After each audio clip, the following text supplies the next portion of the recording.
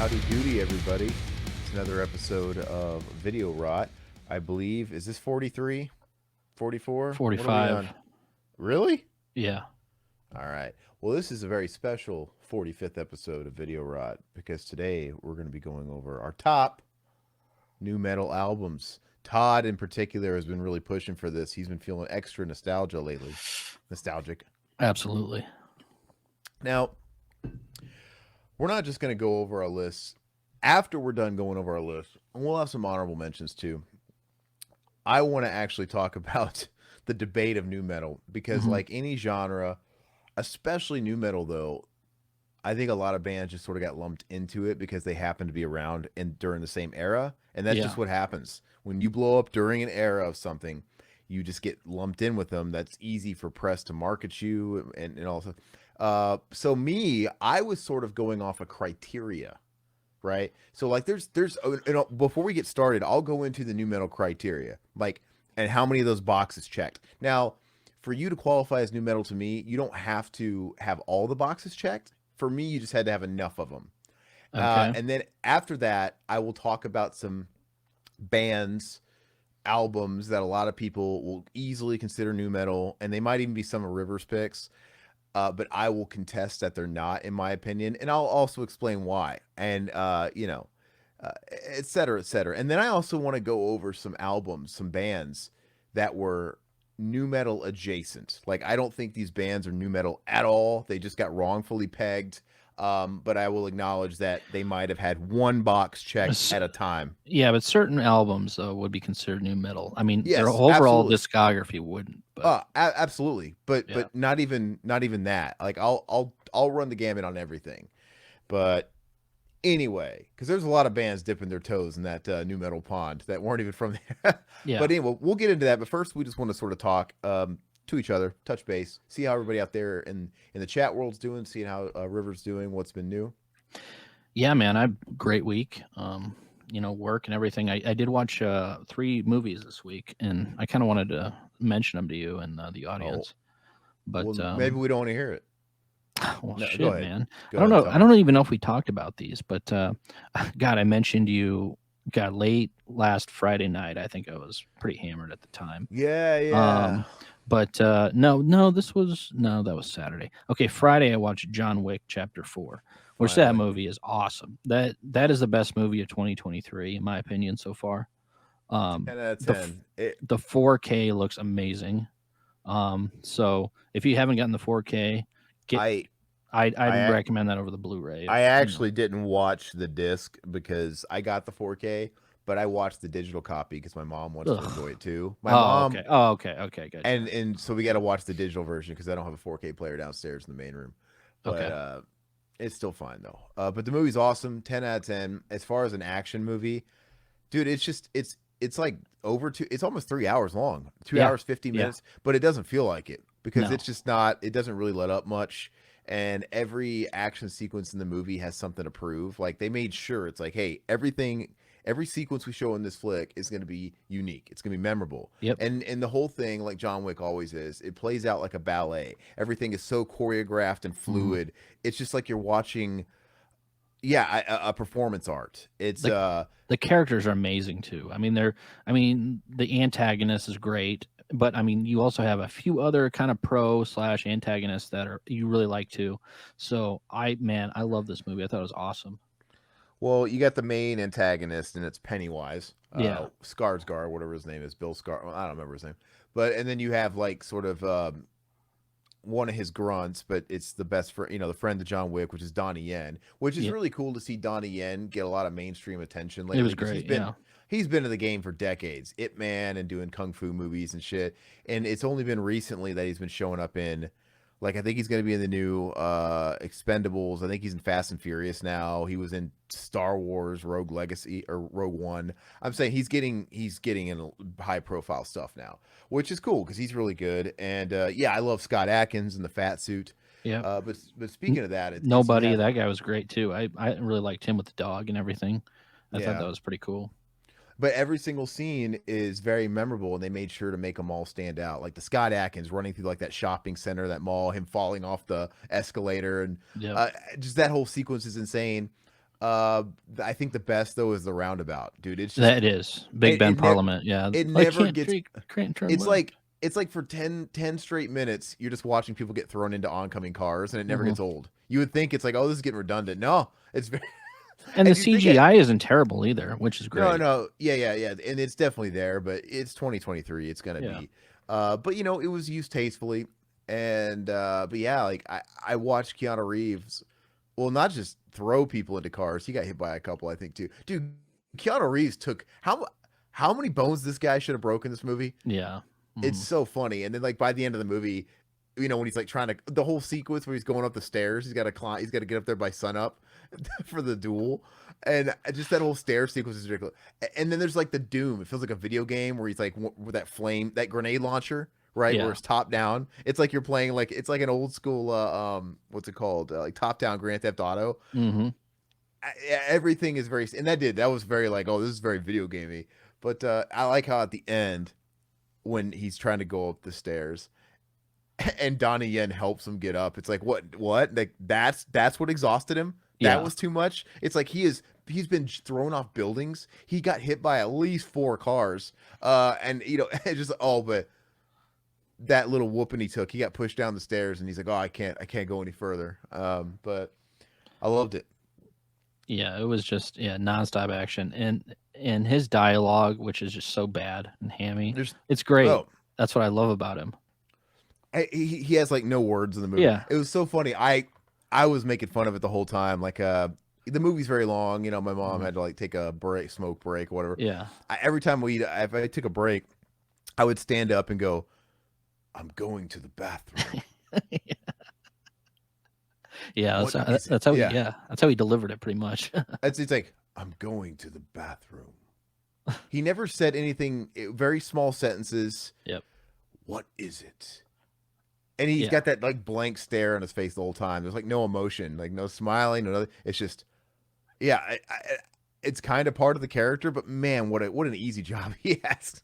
As far as Oh, like the yeah. acting, he's just got screen presence and he's like charming and all that stuff. But Mhm. dude, Keanu Reeves can't act, and all you people that anybody that defends that, if they did, he He can't never act. could act. No. He's shit. He's shit, but he's great. He's great. I mean, the roles he's in, he's good. But yeah, John Wick. No one really cares if their action heroes are talking. To be honest with you, I don't think his flick's about that. So it's all about the Second movie, spectacle. What? Creed 3, which I thought was shit, dude. Okay, you're changing your mind on it because you said it was okay. Now you're saying it's shit. I think you're Well, hating it worse with time. a shit was what I gave it a 5 out of 10. That's not shit. That's whatever. It's middling. Okay, middling. I give it a middling. Todd's playing up for the camera because he called me and says it was an okay movie, I guess, but as a Rocky. Okay, so it is. It's just whatever. It's an okay movie, I guess, but it's definitely like the weakest of all the Creeds, and maybe the weakest except for Rocky Five out of the whole franchise. Oh, I agree. It's and How did this it just movie make so much money? That's what I want to know. I don't know, but it's just not. Michael B. Jordan took over the reins. It was his directorial debut, which, by the way, like how how how privileged and nice must it be that you've never directed anything in your life and they just hand you the keys to the Rocky franchise, you know? It But it was kind of like a Lifetime movie. I think I mentioned that to you. It it felt like that to was, me. and it just didn't feel like a Rocky movie at all. It did not. No. Nothing about it felt like a Rocky movie, and even the boxing sequences, it was missing. I get it. It's kind of they always do the same old thing with the last inspirational Rocky battle where you know he's winning, he's losing, he wins, and he comes out on top. Then not the music, but it's Rocky's comfort food. You kind of like are used to it. You want that. You kind of want the same old thing to a degree, but there was no. They removed all the da, da, da, da, da. There was no music.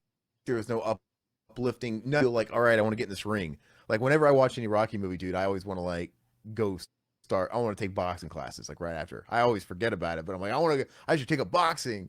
I didn't pump you up. And Michael B. Jordan was in the press talking about how my heavy love for anime is influenced in this.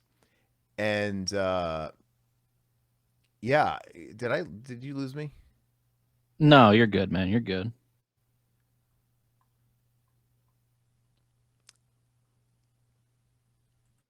Hold on, hold on, hold on.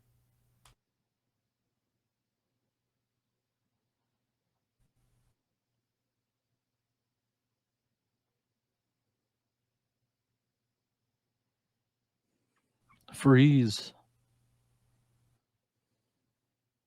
The Yeah, I think I lost you. am I back? You're coming. I'm coming. All You're right. coming. Am I back?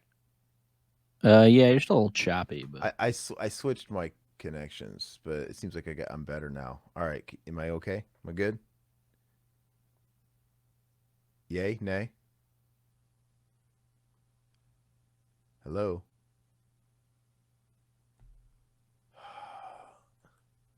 Bro, I don't know if it's Todd or if it's me. okay. I got you now. I mean, I don't know if it's me or if it's you, to be honest with you, because I show bars. Are you okay? Uh, Because you're coming up squiggly on my end. I'm good. I should be good now.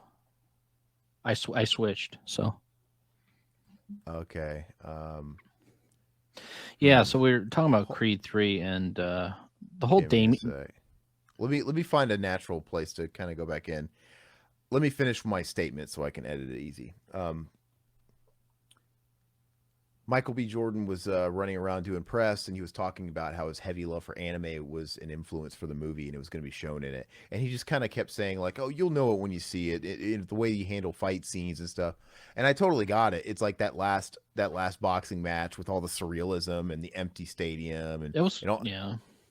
it was different. Okay, that's fine. It just didn't feel like a Rocky movie. And I think if you're gonna continue a very very long and storied franchise, I think you just gotta continue. You gotta like have some The in ring consistency. action, like with the actual punches and actually feeling like you were in the ring, it was there. But when they did stuff like that, where they showed an empty arena and all that crap, I really wasn't into that. It took you Um, out, and it just yeah. didn't have a climax. It's just none of it had a climax. It just kind of ended.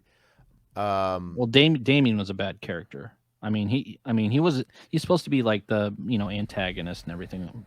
People supposed to hate him, but it's like I really didn't even care about him. It's like Yeah, he wasn't even interesting to me.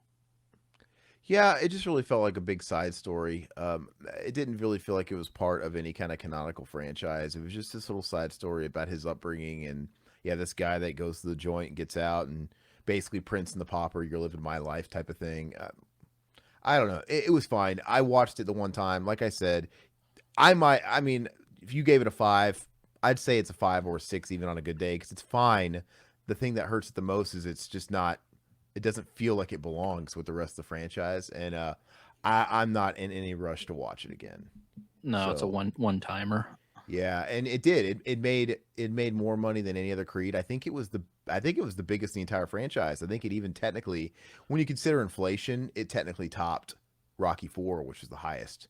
Yeah, I think if you take inflation out of the game, Rocky Four is still the highest as far as ticket sales. But it just is what it is. No hate. It to me it really lacked Balboa's presence, oh and yeah, and absolutely. it really showed me that okay, can this be a franchise without Balboa? This No, showed me maybe it can't, right? Because you just need him. He's been a part of this franchise for too long. It's like how do you just his lack of a presence was felt. they try to shoehorn in Drago. It's like that really didn't do anything either. So Oh, for a little continuity and stuff like that. I mean, that's yeah, fine. I get it. Like he would exist in that world, and it was kind of nice to see him have a career and it go somewhere after the second movie. That's fine. It didn't add anything though. You know. I did watch a movie last night. I just looked on Letterbox, and you have seen this before. Oh Um, yeah. this one came out in 1996, starring the great Charlie Sheen, and that's The Arrival. Oh, The Arrival. That's I, a I very enjoyed it, dude. it's a very okay, solid '90s Yeah, movie. It's yeah, got really bad '90s CGI. yeah, It's okay. It's kind of like Independence Day, right? It's very much. It's basically like poor man's Independence yeah. Day. It's a fun watch, but it's not a great It, movie at all. I agree with what you gave it, like a 6. Yeah, It's like a 6, But yeah, very very very '90s, yeah. and that twist, the kid being one of Oh the yeah, aliens, yeah, that yeah. twist. Uh, No, but yeah, I did enjoy that. So I think I watched that was streaming somewhere. I don't remember oh, where. it's always Tubi. like Is it Tubi or Tubi or something? Freevee. It's Yeah. it's all in all those, man. Um, but yeah, what have I watched? I mean, obviously John Wick, but I was holding out talking about that till you got caught up. Let me see what else I've watched real quick. Um, I don't know if it's been a very active week for me with that stuff. Oh, I watched Devil in a Blue Dress. That's the only new thing I watched. That's Who's in that? the Denzel movie from the mid Denzel. '90s, Yeah. Okay. and it takes place what is it, like the 1920s? It's right after, it's like World War One or something like that. It's L.A. noir. It's very L.A. noir stuff. Everybody loves this movie. It wasn't a hit when in the box office back in the day, but it's on Criterion. It's grown a big following fan base, and I watched it and I thought it was solid. I thought the story was a little hard to follow and a little muddled in places because it's like a caper, kind of like a detective thing who done I like it. those. Yeah. It is cool, but it's a little muddled. I think the twists in it were slightly underwhelming. I don't know. I don't think I loved it as much as the people that love it. But Who it was directed solid. that? Oh, what is his name? It was directed by Uh, Carl Carl Franklin. Franklin. Carl Franklin, Franklin. Yeah. and he's done some other Denzel movies, right? He's Okay. done Out of Time. He did that High Crimes movie with Morgan Freeman, and he directed some Dahmer episodes. So, but honestly, not that prestigious of a career, to be honest with you. Well, he did Roseanne. He did a few episodes of Roseanne and Elf and MacGyver. All It's right, A tier to me. he did Nowhere to Run with David Carradine. Awesome. But yeah. Anyway, that's really that's it for what I've been watching. I mean, I've been watching. I've been so tied up slaving over this sound booth, man. This closet. I've been working on a little bit every night, and so I just watched. I have a TV in that room, so I don't want to watch a movie, but I've been putting on YouTube a lot and just listening and watching videos and putting on TV and stuff like that while I do that. Let me tell you, man, that sound booth, and it makes sense.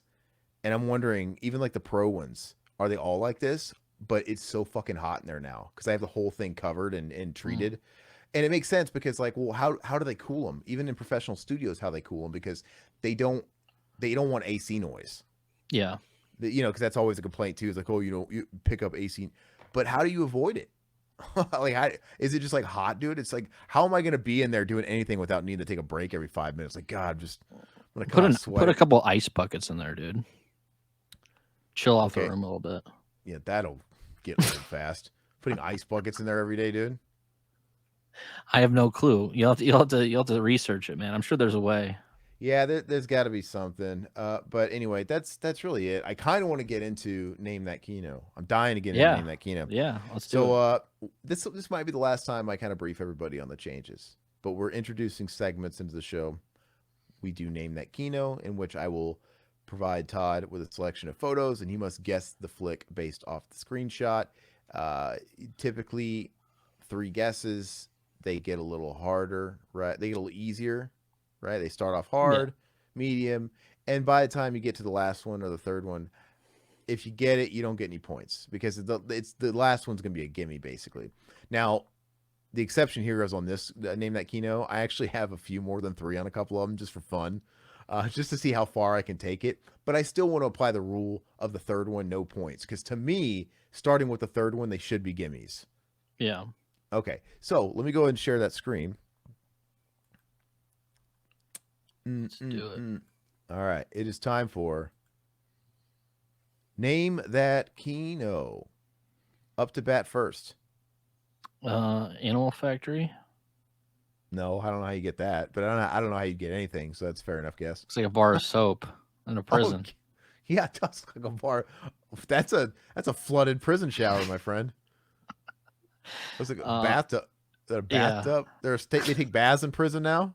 Can you imagine, dude? Everybody's got to like take the community bathtub, dude. The prison bathhouse, dude. So it's not a prison bathhouse, is what you're saying? No. Okay. Hellraiser. Nope. Oh, okay. Wait. I kind of know. I think I know what this is. The Mask. That is a great guess, but no, actually, that totally makes sense. That Looks like a trunk. I could see where you would get the mask. That's a good guess. I didn't even think about that. No, it's not the mask. Not Castaway. No. See, I like your guesses. You're actually, thinking about the image. Yeah, now that you mention it, yeah, it does look like it's something came up to the surface, or something was thrown over some sort of highway. Um, it's not blowout. No, that's a good guess too. Okay, I don't think you're going to get it on this first one. That's okay. You have an opportunity. For the record, I feel like this is the easiest. This first one is the easiest one, and I feel like you might even get it on the second one. I think the only real tricky hard one is this one. And then my other two flicks are going to be harder overall. But we'll go to the second round. You still have a shot at redemption here. Picture number 2, name that Kino. Drag Me to Hell. That's a good guess. But no. Okay, it looks like 90s horror. Thinner. It's a good guess too, but no.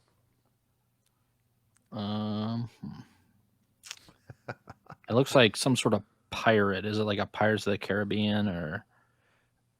All good guess. Actually, that's a great guess if you consider you just looked at water and then this. That makes Yeah. sense, but no. I can understand why you put that together, but it is not, alas. Oh, this, I know what this is. This is Home Alone 2. Is that him getting electrocuted? No, it's not. No. God, with that haircut. Santa Claus. Afraid not. Sorry. I don't know why. Yeah, dude.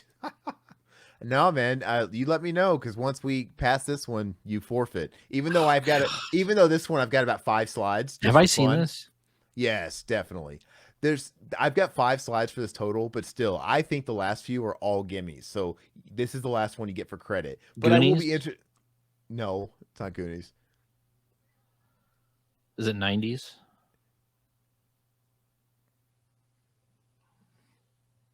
So if I answer that, you get no credit. You get no credit with that hint. Okay, yeah, but you've been guessing 90s like the whole damn time. So, and they've all been, yeah.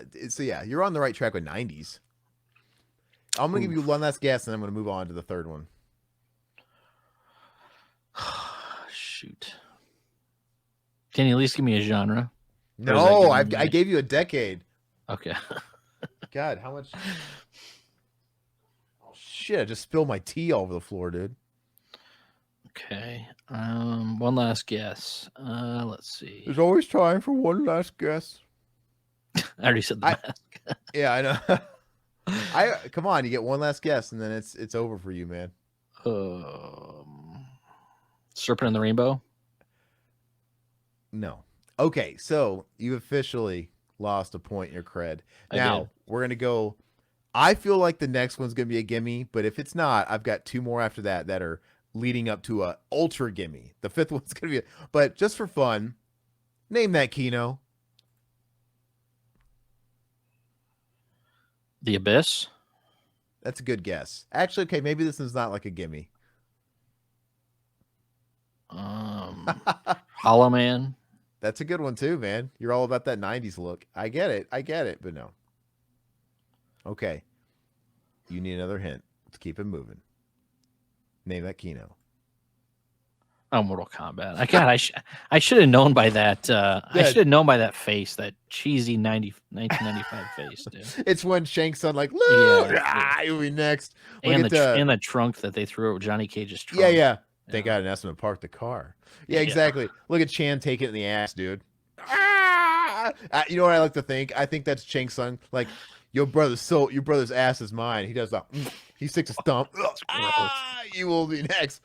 He gives him the old Tom Arnold. Oh, all right, fair enough. Okay, so I thought I did pretty good on these ones. Picking that was the good. images. No, that was perfect. No, right. I think that's a great one. This isn't too obvious, but you can see Shang's hair and his jacket. I know, but it's that brief moment. Mm-hmm. Yeah, ice. That one, Chan getting sodomized, and of course that's the gimme. All right, that's okay. If Todd gets 2 out of the 3 films, I consider that a win, and he gets a pass. So let's see if he does better this time. All right, Todd, name that, Kino.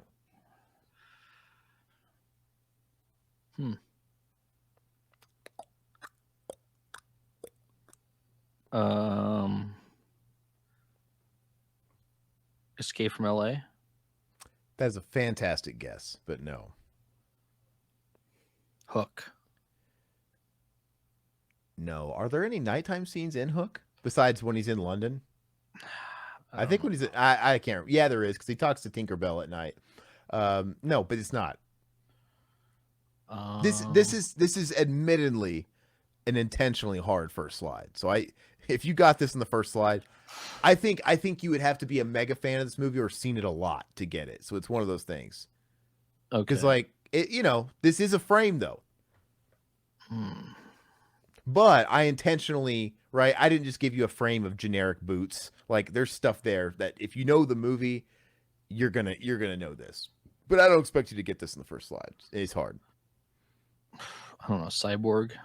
No, these are good guesses, but no. Hmm.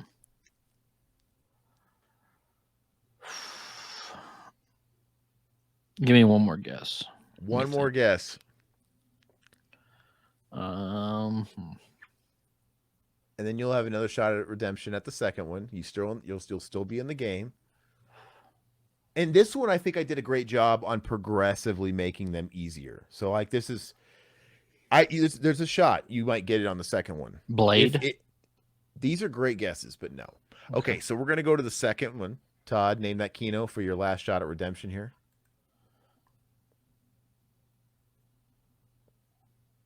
A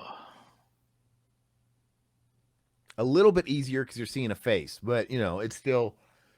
You were kind of making some good guesses, like with your genre stuff. It's like a post-apocalyptic film. Looks like maybe 80s, 90s ish. Not Blade Runner. It wishes it was Blade Runner. Let me think. Make me wish I had 3 hands. Beyond Thunderdome. No. Oh,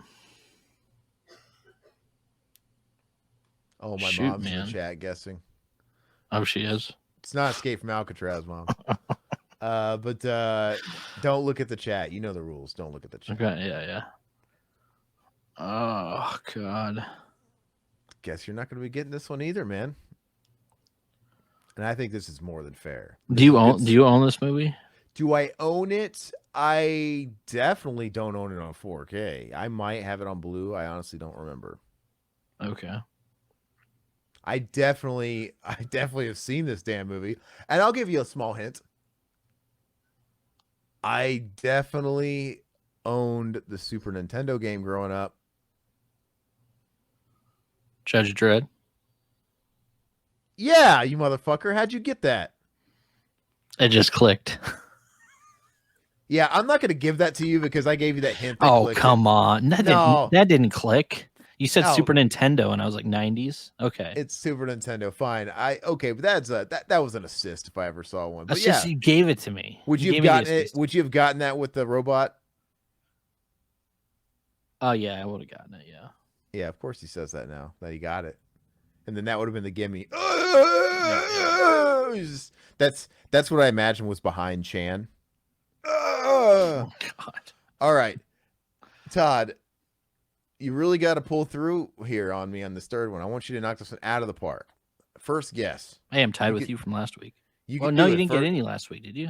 First guess. I'm being kinder to you this week, I think. Okay. These are very casual movies. All right. Third movie. Name that Kino, Todd.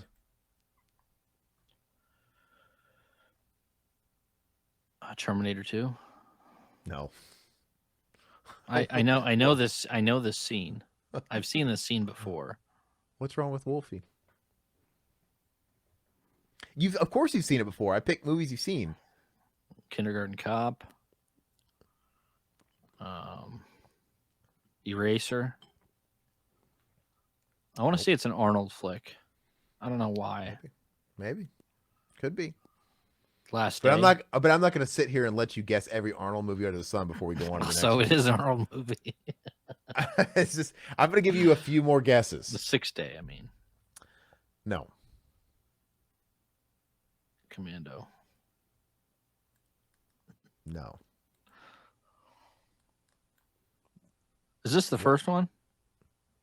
Yeah, this is the first one. Okay. I've Okay. got this like weird shit. I got this weird pop up that won't go away. Hold on. Okay, there we go. Yeah, this is still the first. It's the first one. This is the hardest one for a reason. But it is a shot in the movie. Yeah, So I do. it's I fair, do remember it's it. fair game. This shot. Okay, go. Give me another one. All right, you got to I think there's a good chance. I'm not counting you out. But this one only has 3 slides. That's it. Okay. All right, the second one. This is your last shot. If you get this, I will consider you a winner for the day because you technically got the last one, and this will be 2 out of 3. Todd, name that Kino. Save our friendship. Let's see. I'm going to give you 3 guesses, then we got to move on. This is a still. Man. It's a still.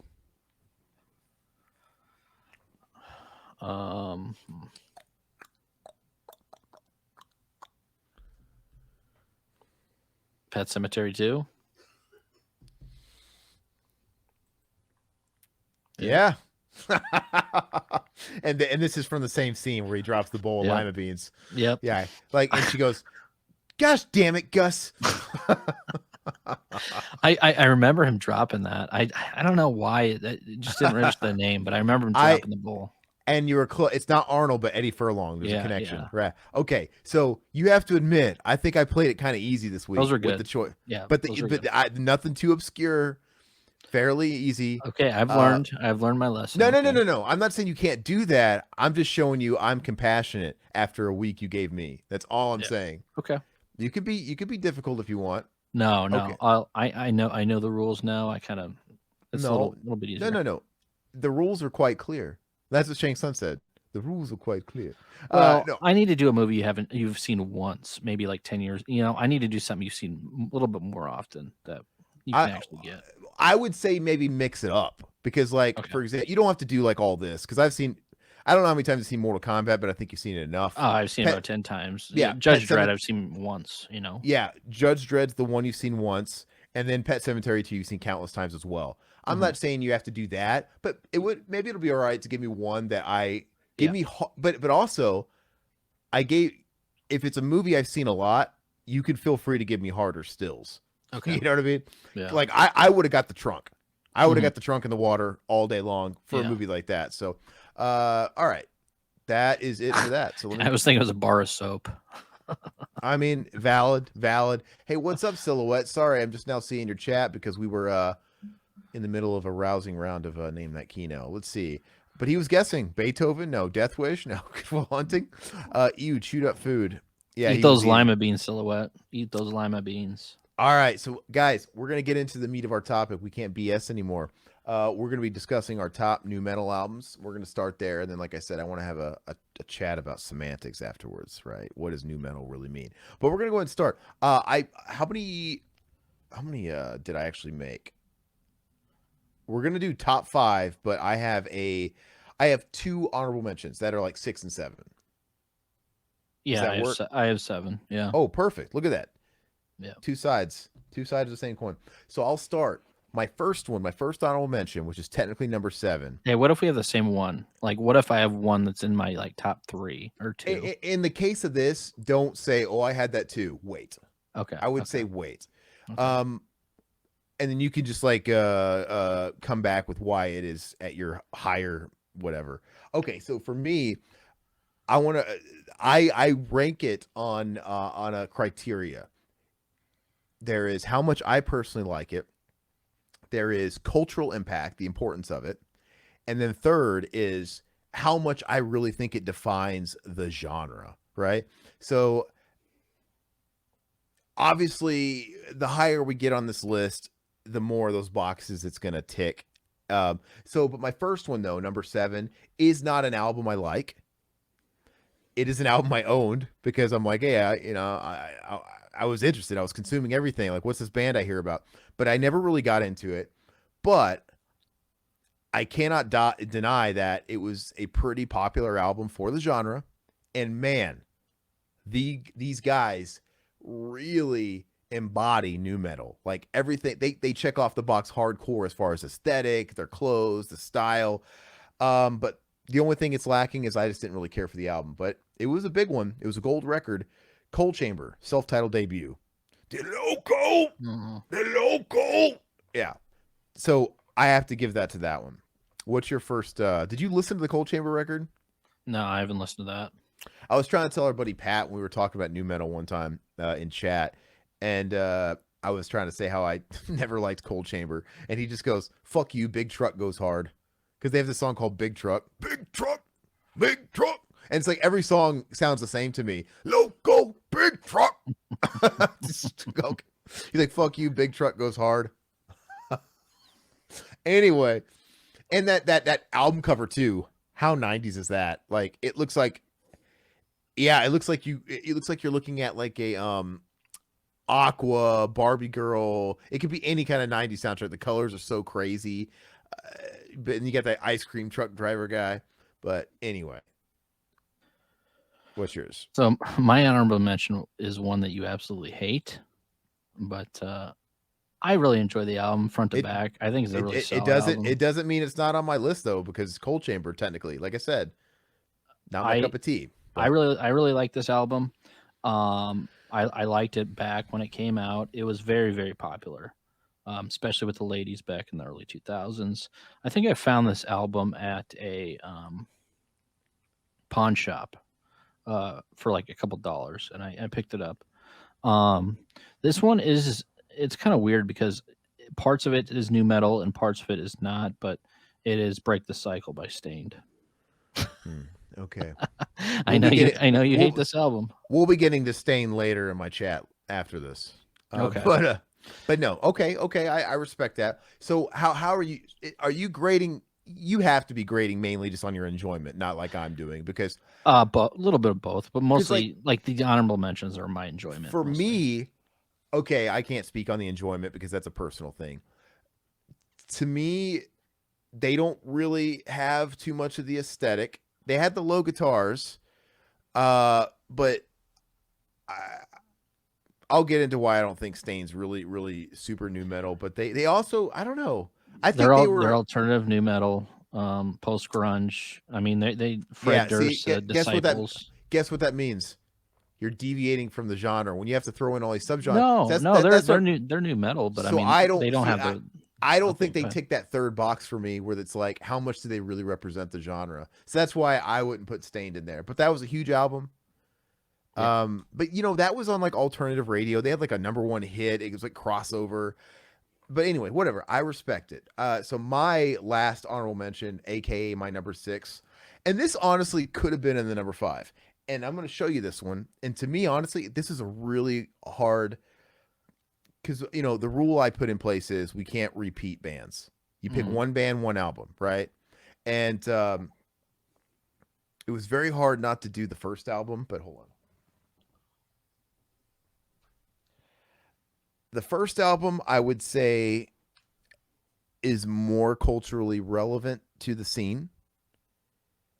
This one, so to me, the first one is more iconic with new metal. And who knows? What am I doing? No, just keep talking. Okay, you don't know what it is. What is it? I don't know. Keep going. You don't know it. Okay, so I'd say the first one's probably the more popular choice to put on here, and that would have been good. I think as far as the relevance to the scene, the first one probably more than this one, but I just like this one better. So this one gets the nudge. And to me, it's totally new metal. Like everything about this record is what embodies new metal. Dude, we had the down-tuned guitars, the simple bouncy riffs. You had the fucking drip and the clothes they were wearing. You had the language they were using in the new metal fucking lyrics. Like I said, maybe it's really the first one, but for me, it's Primitive, Soulfly. Great album. Okay, and I don't know what it is. I just feel like this one is even more new metal than the first one. I actually like that one better than the first album. It's just even more new metal. I gave it the nudge, and I listened to both a lot growing up. I listened to this one a lot. This one, the first record, sounds more like an extension of where Sepultura was going, where this one is like another step removed from that. Like you have think about it. This literally birthed the song and the phrase "jump the fuck up." Yeah, that's Ju- great. Yeah. as Pat calls it, Pat calls new metal like this jump the fuck up metal, and they literally have He the loves song it. Yeah. jump the fuck up, and then you had guest singers and shit like that. That's like a Soulfly staple on the first one, but this one you have Chino again. You got Corey Taylor. You have Tom Araya, which I loved that Tom Araya was on this. To me, it gave some like old school cred to it. And but there's a song called Boom on. Oh, it's got Sean Lennon too. There's a Sean song Lennon, called yeah. there's a song called Boom on here. This is how new metal it is. The chorus is boo what you got, what you got, what you got, boom. Yeah, yeah, yeah. I don't know. It's so catchy. It's good, man. It's good Oh, gym record. And the third track is called Bring It. Like all that sort of new metal talk, like Stuffed Tree talk, like bring it, bitch, Bro bring metal, it, that's punk. why I love that. Bro metal, jump the fuck up. But I do love the intro Back to the Primitive. I think it's a lot of fun. Anyway, that's my, believe it or not, that's just a honorable mention. And that one was almost on my list. But what's your last honorable mention? Pretty iconic. People love this album. I really like it. This was the only one I actually liked of theirs. Well, I like the second album, was okay, but this is one that's, I don't know. It holds up. A lot of people still love them, but Just get with it, huh? Oh. Hybrid Theory. Oh. I am shocked that's not on your list. No. I predicted that was gonna be high. We only have 5 spots, man. Okay. So no, this is a solid album. I really enjoy this album. This is like, I mean, I remember buying this CD and I was pretty blown away. Listened to it all the time. And then the second album came out, and that was more of a commercial hit or success. But I still love this one. Every song is pretty much a banger. I mean, that's not true. Maybe they had a more refined, polished sound, but that was a way bigger album. I don't know, man. The singles on the second album, I think, were way more played out than this one. That album has sold way more than the second album. Really? Dude, that's the highest selling date. That was the highest selling album of the year. It's one of the highest selling debuts of all time. Dude, that thing has sold like fucking 16 million records. Really? I didn't know that. Oh, it's huge. It's so big. The second album was big too, but is sold half. Yeah, look at that hair. Well, look. They definitely checked the boxes of the look. They had the hip hop element, which is definitely a factor. I'd say that first album qualifies for it's sure. Front to back. It's a good, it's overall a really good album, I think. I mean, it's not something I can listen to over and over again because I've heard it so many damn times now. But it's something every so often, like maybe once every 3 or 4 months, I'll throw that in. And by the way, you say the second one was more played out. That one has a #1 hit on it, like #1 pop hit. What's it called? The Jay-Z song or whatever. No, that's Collision Course. Oh. No, In the End was a #1 top 200 pop song. That's the only #1. Like that was way bigger up. But anyway, I got to see him. Did you ever see him? No, I didn't. How was it? I've never been a fan of Linkin Park. I'm still not. But like I saw him live, and I was like, I saw him on the Summer Sanitarium. It was Metallica, Saint Anger, and they brought Limp Bizkit, Linkin Park, Deftones, and Korn, and Deftones and Mudvayne. So it was like a fucking new metal's paradise with Metallica. But they wiped the fucking floor with everybody. Besides, as far as like everybody, dude, they Limp Bizkit had to play after him. That was not smart because Limp Bizkit could not compete with that. Yeah. So I had a respect for him. And I actually admittedly really, really love that new single from the re-release of Meteora that they put out. Have you heard Lost? Yeah, I've heard all of them, but yeah. But no, this isn't an unreleased track. Because didn't they re-release Meteor, whatever, they on vinyl, all of them? They released Meteor, an anniversary on vinyl a couple months ago, and they released an unreleased song from the sessions, and they released it as a single. Super catchy. And I've listened to it a lot. Anyway, okay, so that's good. I'm surprised that wasn't like super high in your list, but let's get into the real nitty gritty. We got 5 spots, baby. I know, man. My number 5, cracking it. I don't have this on vinyl. I got to go Sepultura Roots. And Sepultura Roots, obviously not a quote-unquote new metal band, but this is a new metal album. Through and through, this is a new metal album. And I even kind of hinted at it before, but the first Soulfly record was the natural evolution from Roots. Like, and Max has been on record as saying it too. He's like, if I would have stayed with Sepultura, the next album would have been fucking the first Soulfly, right? Yeah. And it really does. They sound very.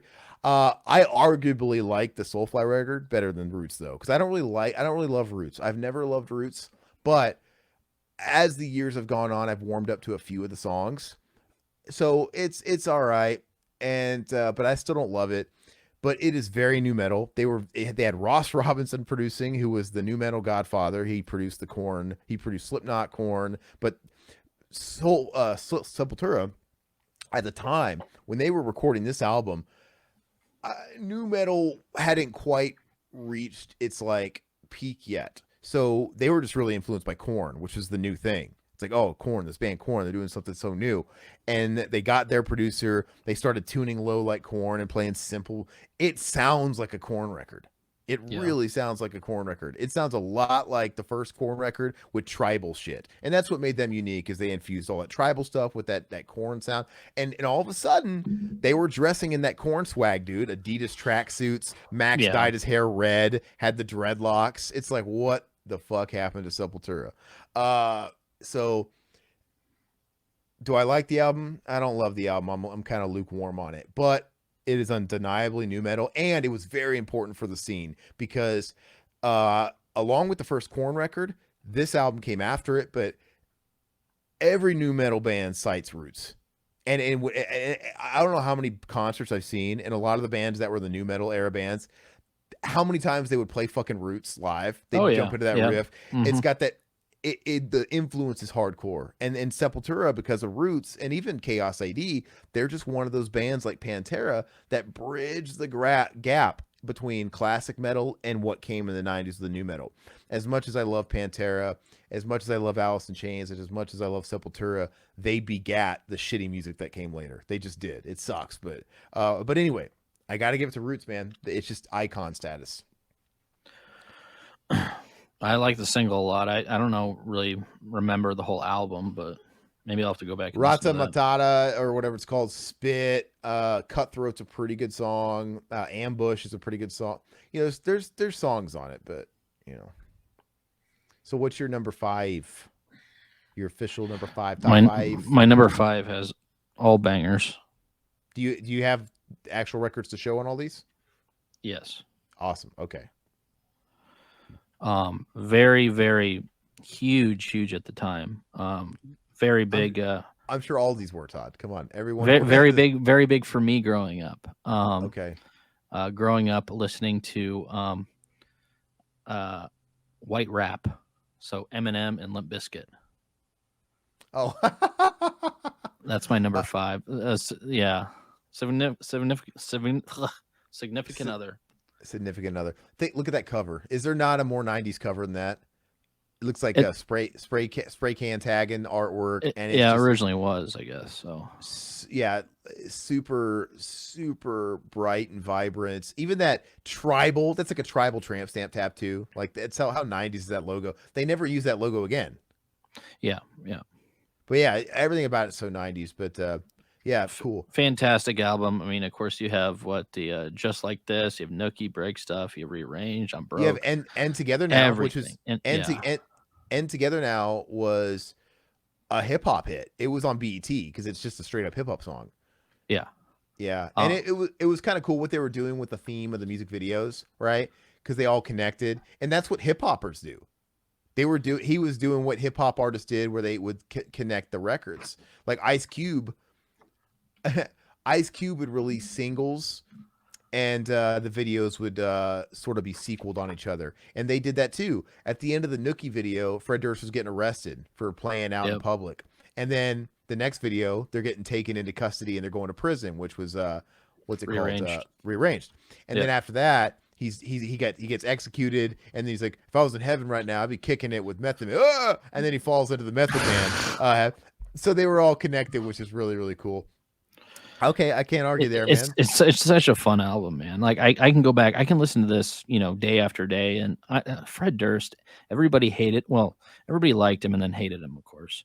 But man, there's something about this album of Limp Bizkit. Like the other albums, like even Chocolate Starfish, they had some good tracks, but this is the one that, like, man, this this was a banger. This album, especially going into high school. Listen, or what was it, middle school? 99 was middle school, 8th Okay, grade. We're talking yeah. 8th grade. Between this and the original Actually, Slim Shady LP or whatever, or the no, whatever that one was. 7th grade. Okay. Yeah, because high school freshman year was 2000 into 2001, and Okay. that came out in 99. So Yeah. that means that would have been it actually. So 8th grade would have been 99 into 2000. That was 7th or 8th grade. It might have came out like summer going into 8th grade or something like that. Yeah, But I have the dates here. Let me pull up the date because it is something that when did the Nookie video come out? That's all I need to know because I remember being the all over album that. dropped June 22nd, 1999. And of course this is a Terry Day produced album too, So I was right. Summer leading into 8th Yeah. grade. Yep. When did Nookie come out? The video. How much did the I video don't precede it? I can look that up. Just But look that at Nookie video is freaking huge, man. Just Nookie premiere. When did Nookie video premiere date?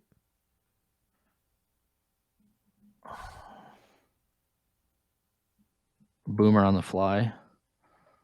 Let's see. Recorded June 15th. That's when the single was released? Yeah. Really? Yep.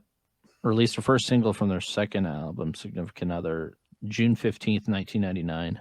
Okay. So yeah, summer leading into 8th grade.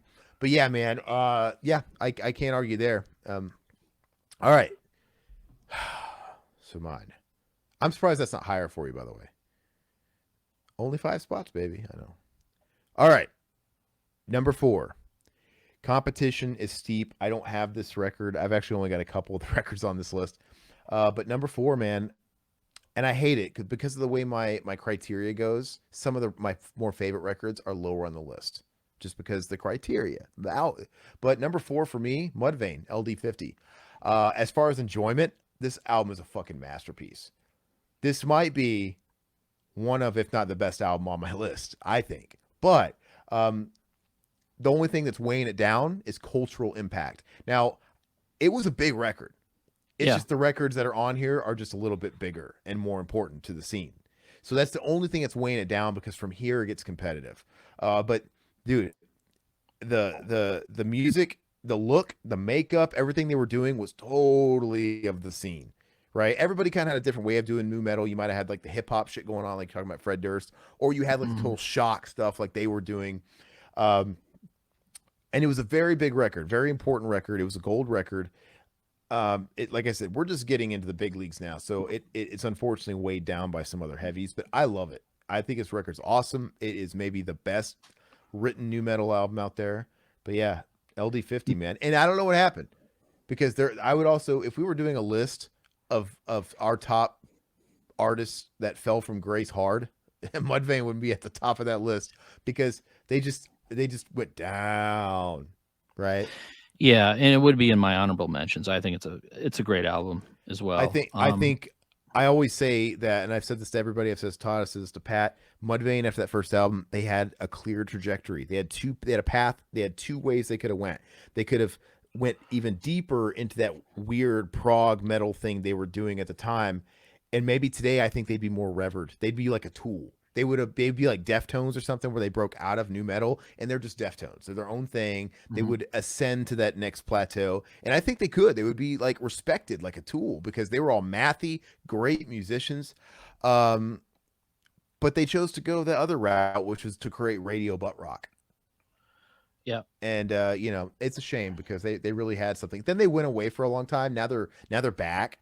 And I think they're going on tour playing the entire LD50 in its entirety.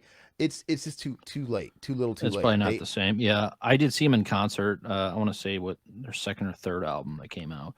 The song that was like Happy or something. That's the third album. That's Lost and Found. That's when they went full radio rock. It wasn't a great show. Let's just say that because I think the second album is okay. It's just a step down. I don't even remember that the second album. Really. End of All Things to Come. There's some good tracks on it. It's just a step down as far as the creativeness and just what's going on. And by the time they got to the third one and Happy and Forget to Remember, total radio butt rock. And even the tracks that aren't singles, they took away the proggy element. Like it's really more simplified songs, simplified song structures. I saw them on that same tour with Linkin Park. It was supporting End of All Things. So I was all about it because I love the first album and I was into the new album at first.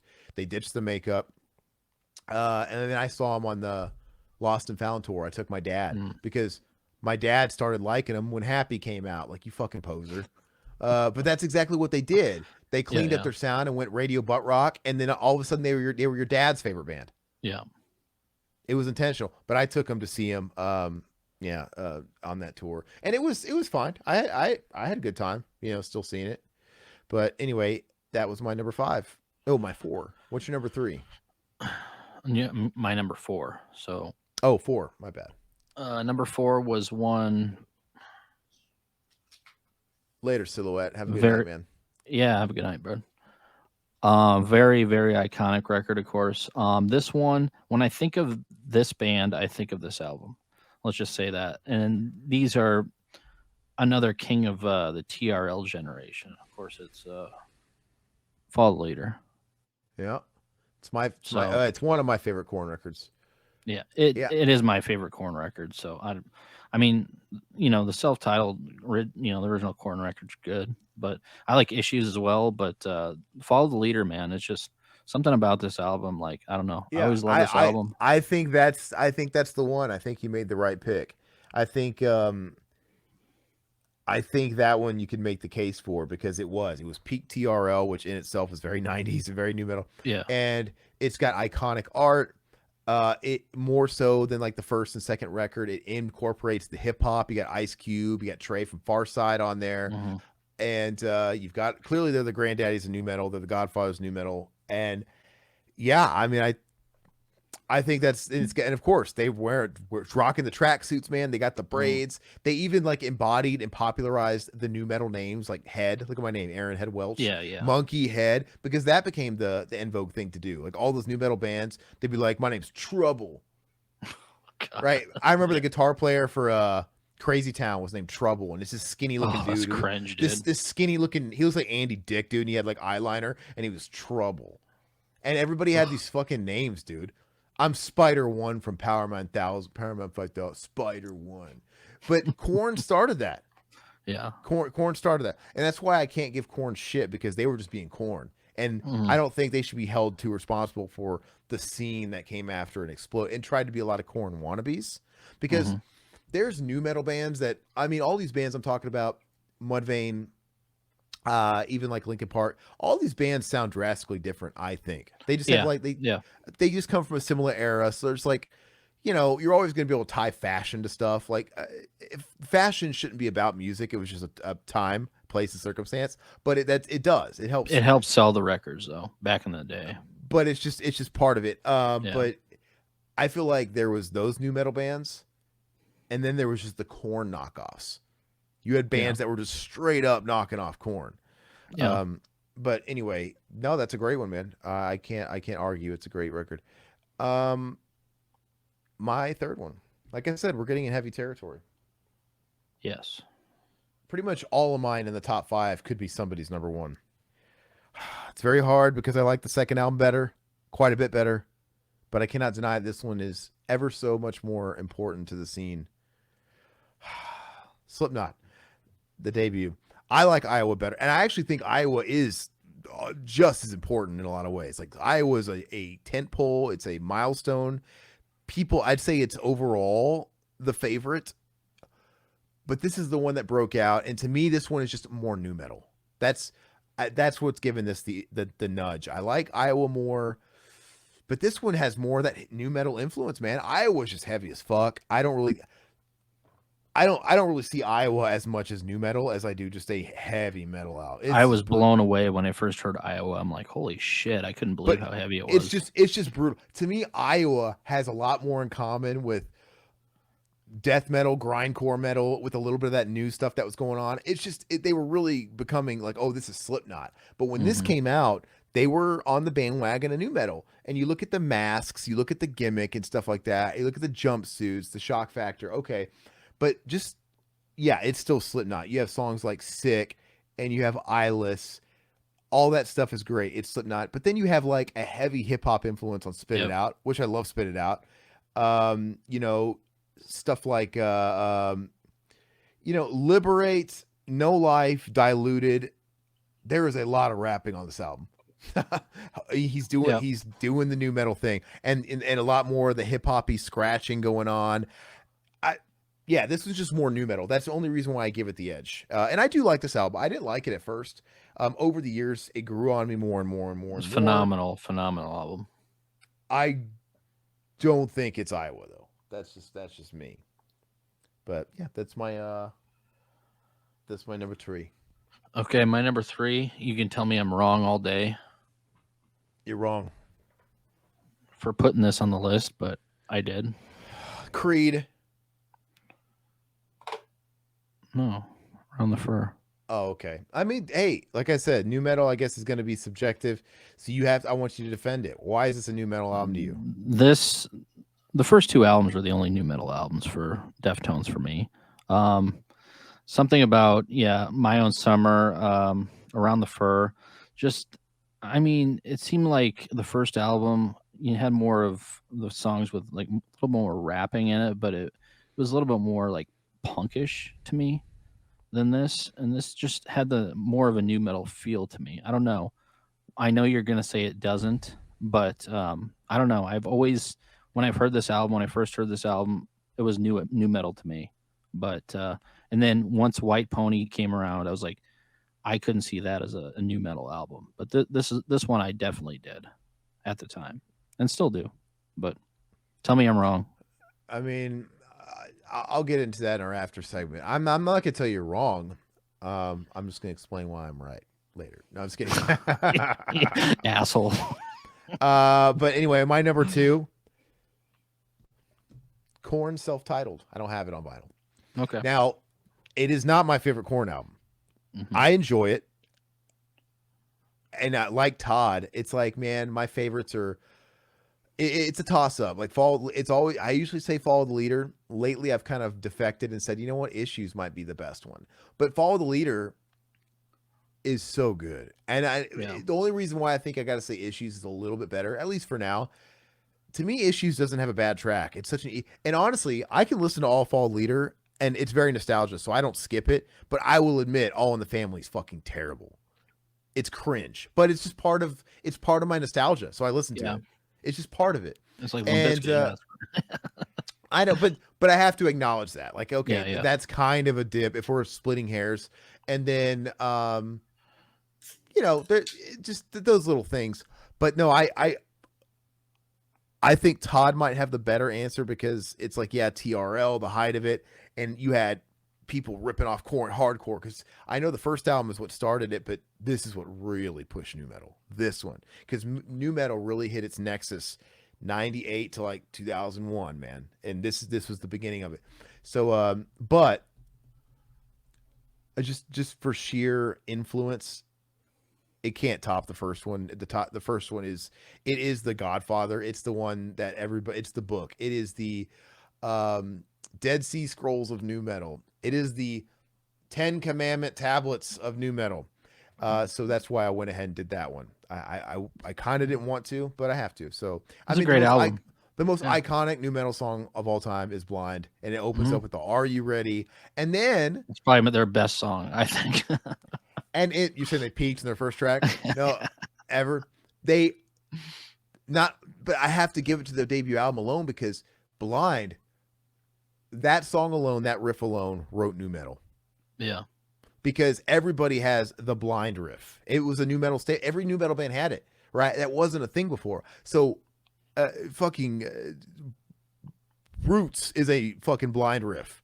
Mm-hmm. But think about it. Da-no. Fear Factory had that riff. Fucking Deftones have had that fucking that 3-note fucking it. Nobody was doing that riff, but all the new metal bands had the fucking Blind riff some way in their music. And they created a whole genre off 3 single notes on the low string of their guitar. It blows me away. So yeah, it's got to be Korn. What's your number 2? Hey, you've been eating corn, huh? Nasty Smoky. So this one, kind of already covered. When I think of new metal, I think of this album. We kind of talked about it already, but it is the self-titled Slipknot album. Why haven't you cracked that open yet? I cracked it open. Oh, you leave the plastic on? Yeah, I do. That's weird. How is that weird? You're gonna leave the hype sticker on there, right? People do that. I don't understand it. And now they have that thing where what's that little like ribbon they put on like the bind of new records? You know what I'm talking about? That thing that goes like Oh, where do you like peel it right here? no, it's like the actual like card stock. It's like it goes look. I don't have one close to me, but it's like this like card stock that's right here and it's hypes the album. It's the hype sticker and it wraps around and you can take it off. Oh, okay. Is And that more like overseas or is that here in the no. States? It's a lot of states albums now. But Okay. I to me, but it's just like a hype sticker basically. It's like it's something. But I notice a lot of collectors groups and Hmm. they leave that on. I just throw them away. And even when I saw them, I'm like, I think people are trying to collect these, but this is trash because it is. It's just who wants to like go through another step to listen to your record? Now I gotta fucking take off this fucking abstinence fucking ring that's on my record. I gotta take it out of the thing. Gotta take off this fucking lock. And Well, Todd's got plastic. extra protection though. I mean, double wrap it, right? Do you not? Do you not? Do you not? Just do you not have like? Oh, I do, but I double See, wrap it. so Yeah. you put that in the really? Yeah, absolutely. Weird. Weird? How's that weird, man? It seems like I wanna- overkill. I want to keep the hype sticker, dude. You know what they say? It's actually less protective if you wear two condoms. It'll break the other. The rubbing together. And we're back. It's only been a minute. No, it's been 4 days. Sorry, we had a technical difficulty. My internet shit the bed, and it happens. Would have recorded this and finished this earlier, but Ty got sick, so it's now Monday. But you guys aren't going to know any different, other than the fact that we're wearing completely different shirts, and Todd is wearing my shirt from last week. Yeah, pretty much. Yeah. But anyway, we're going to roll right into it. We're not even going to dilly-dally around. We left off at my number one new metal record. And I don't know how you can dispute that this isn't the number one. I know this wasn't Todd's number one, but I feel like if we're going off my check boxes, right, the criteria, this one checks off the most boxes, I think. You can make an argument that Korn does too, but this checks off even more because you got the hip hop, hardcore, you got the DJ, right? You got the swag. There is nothing more 90s in this cover and like the tag art and stuff like that. He's wearing the Adidas. That's a +1 in the new metal. Look, and obviously the Yankee cap was iconic, which is funny enough that he's wearing it front ways. He was more iconic backwards, but there's just nothing more 90s and just rad about this album cover. Like I said, I pointed out when Todd was talking about it, we got tribal lettering on the logo that they never used again. That is so 90s. It's got, like I said, it's got the hip hop element. It's got, and this album went full hip hop too, because you got End Together Now on here too, which was just a straight rap hit. They were playing that on. They were playing on BET. They were playing on BET. That wasn't getting played on like the rock stations and stuff like that. But and if I'm not, I wonder if they were actually. Yeah, I guess they were billing it as Limp Bizkit, but it's funny because like there's no Limp Bizkit on this track. They're playing a hip hop sample, and it's just Fred Durst. And I hate that. I was listening to it last night, and I have to admit, man, I think that song is a jam. I think Fred Durst is a shitty rapper. I think he's a shitty rapper. He's a shitty lyricist. He's a shitty rapper. He's a fucking pretender that got really far on his business savvy. Because he's a guy that I think he knew that he's a hook master. No, fuck that. I think he's got little talent, to be honest with you. I really do. I think the band is awesome, but I think he's really brilliant at marketing because clearly he tapped into the, hey, if they hate us, we sell more records. He was brilliant at being annoying, at being kind of a troll, and just being that guy you love to hate. It equated to ticket sales. I mean, it just did. Yeah. And but End Together Now, even though he fucking sucks, that song. It's good. The whole thing's good. I don't know. But no, I think Fred Durst fucking sucks. I've never. It's weird. He just does. You can actually defend that he's talented. No, I'm not. I'm. He's just like you were saying. He's kind of a troll or whatever, but he's kind of a genius as well. I mean, when it comes to some of that, I mean, he What? bought into the hate, which was perfect for the time. I thought, Yeah, he was especially going. that. I mean, he trolled. Just look at the Woodstock '99 thing. I mean, that he knew exactly what he was doing, and he sold that much more records after doing Well, that shit. so I don't. He did. They didn't do anything with the actual show, but he totally exploited the bad press they were Yeah, getting. And yeah, in the video, right, for Rearranged, they're lampooning that, right? They're going on yep. trial for causing a riot at a big festival and the whole thing. And yeah, he used all that to his advantage. And it's like, oh, and people, the press just sort of gave him what they wanted by kept feeding the troll essentially. He And reminds me a lot of Eminem, though. I mean, him and Eminem at that time, I thought were Eminem has more top of the talent. game. But Top of the game, I thought was him and Eminem. I don't think Fred Durst is ever at the top of his game. I don't. Eminem's way more talented.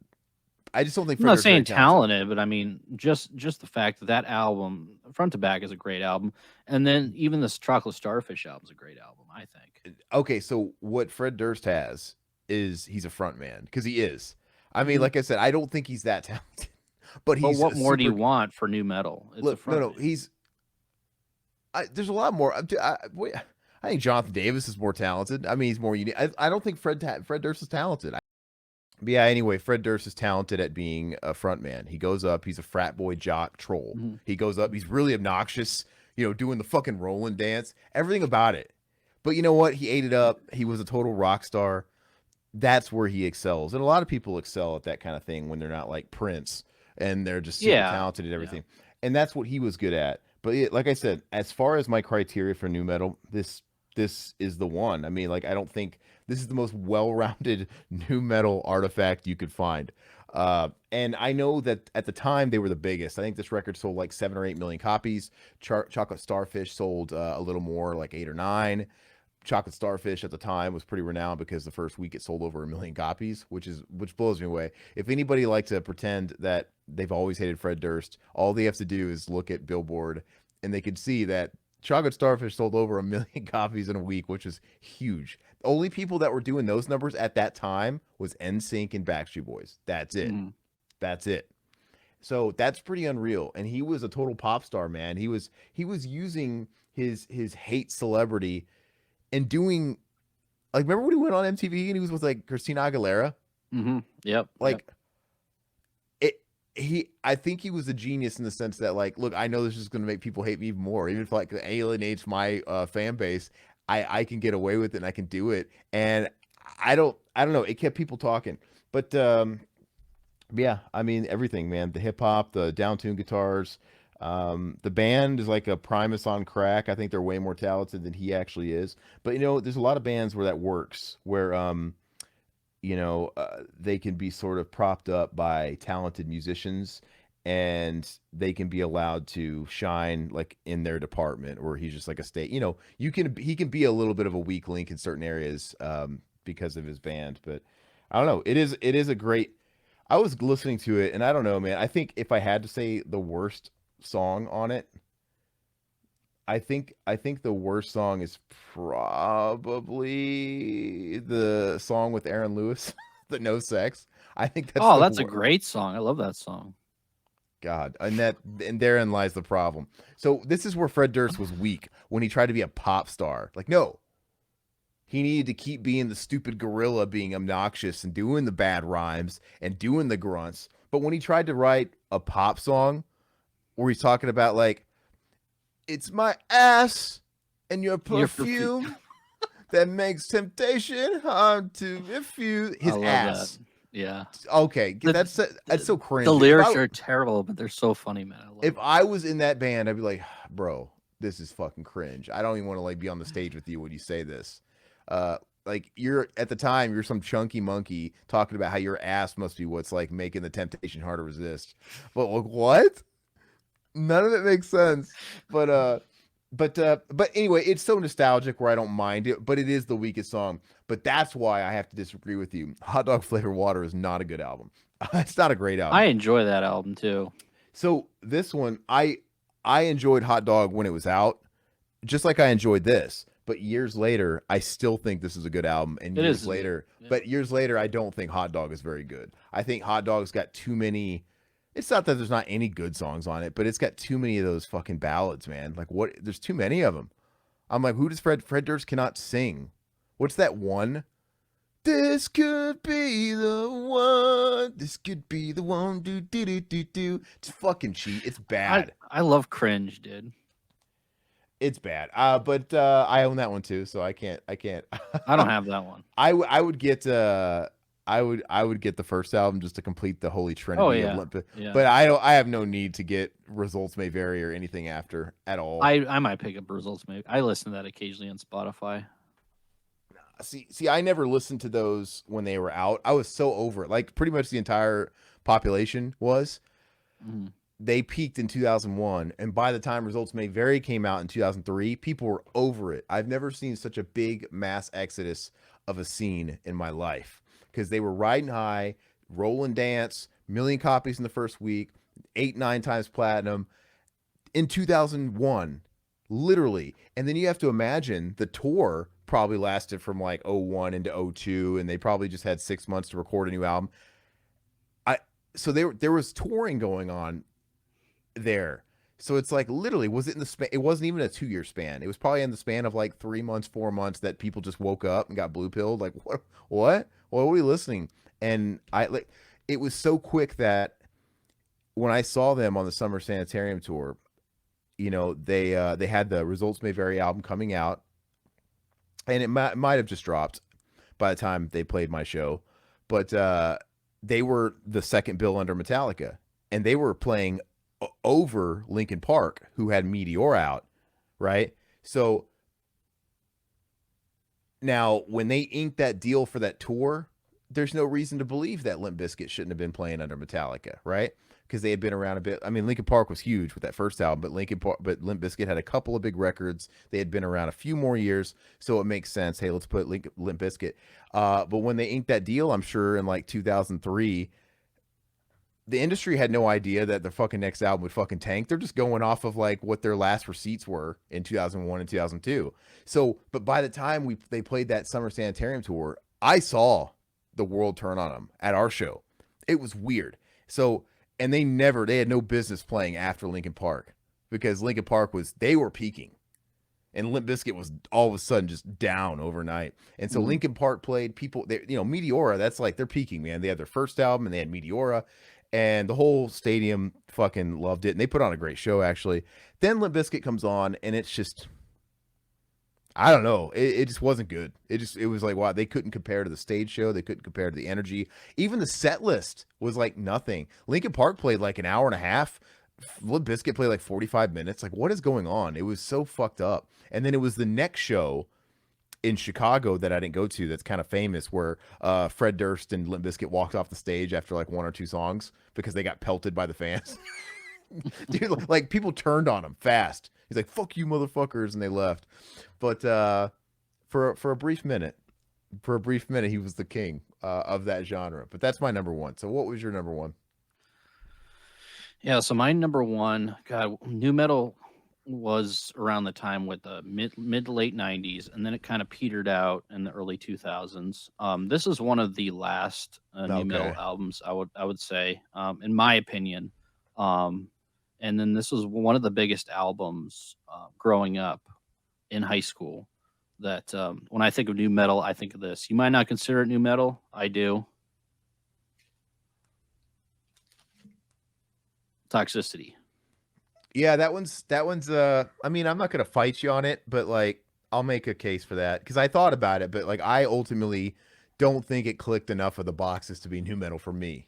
Yeah. Even though it's gonna get pegged. Like I said, no matter what, every band from that era, if they came out in that era and they were some kind of like metal or alternative metal, they were lumped in as new metal, so it's fine. But yeah, I mean, this has nothing but bangers. You have Prison Song, you have Needles, you have Chop Suey, you have Forest, you have Shimmy, you have Toxicity, Psycho. Every song I enjoy.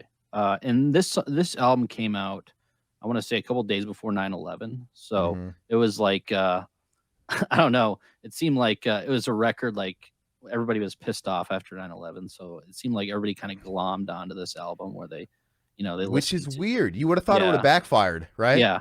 You would Yeah. have thought like freedom fries and all that stuff that was going on with America at the time, they would have just boycotted it because I have fond memories of this record too. And our buddy Travis, he was really into the first record. I wasn't. And we would go to Mhm. his basement in his house, and he was always listening to that first record, Sweet Pea and all those songs that are on that. And to me, it just like sounded like Static X, to be honest with you. It didn't do anything for me. And I still don't really love that album. I don't know. It just to me that album, the first album, kind of just blends together so much. I feel like all the songs are a little too samey for me, and I have a hard time. Like once the song is playing, like I can hum to it and I know what's coming up, but I couldn't tell you what part is from what song because it just. But unless we're talking about Spiders or Sugar, the two singles, Sugar, yeah. Yeah. those two. But the rest of it's a big blur.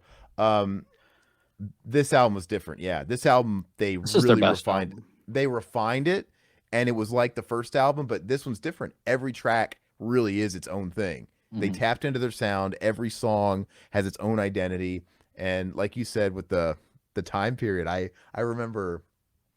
I don't know why I started drinking the Kool Aid all of a sudden. I heard. I, like everybody else, Chop Suey got added to radio, and I was listening to me. Chop Suey did not sound like anything on the first album. It had more layers, and it was more interesting.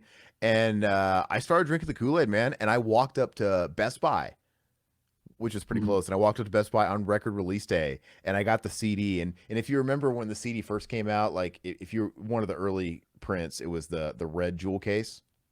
That was the Yeah. first one. Yeah. Those got phased out, not. But anyway, and then I remember if you bought it day one, Best Buy was giving out posters Mhm. with the Yeah. album, and I had like it was probably like a what 17 by 10, what is that size or whatever it is, like the kind of like anyway, and it was Yeah. cool. And I went home, and back then I probably carried my Walkman with me and probably opened it up and listened to it on the way home, like I Mhm. just shredded the package at the trash can. I love that, dude.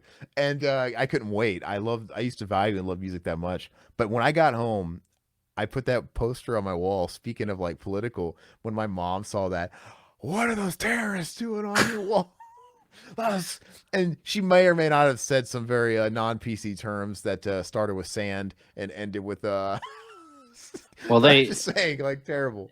Wikipedia was saying that Chop Suey got pulled off of radio stations for weeks or months or whatever, just because of the backlash. But people really loved it, though. I mean, that it was a hit for people that weren't even fans of like rock or metal. Like everybody knew those songs. Like, they were on MTV quite a bit. I know that, Uh but like Travis's sister was into that CD. It's like everybody was they into had that CD. crossover appeal, which is Yeah. weird because there's nothing really commercial about No. the way it Mm-mm. sounds. It's so wacky. You have Darren Malakian screeching like a dying cat stuck in an escalator. Like none of Yeah.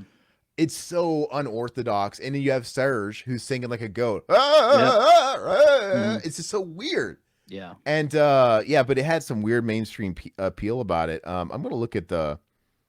I gotta look at the record because I think the songs on it had some decent. I think they had charting hits on like the Billboard Pop, which is not that's not super typical for rock bands. But let me Mhm. see. I think they might have. Let me see. Toxicity. Yeah, Chop Suey, Toxicity, and Aerials. Toxicity singles all reached the Billboard Top 100. Um, Aerials was the number one on mainstream rock, which is not surprising. Um, what does Chop Suey do? Let me see, because that's interesting. Yeah, controversy. Chop Suey was the first single off Toxic. I remember this. I remember before 9/11 even happened, the record company, it was just called Suicide. Yeah. And Yeah. they said, you can't call this Suicide. So they had to rename it, and they called it Chop Suey because they chopped Suicide in half. Yeah. Chop Suey, whatever. Mhm. And yeah, for them, I just think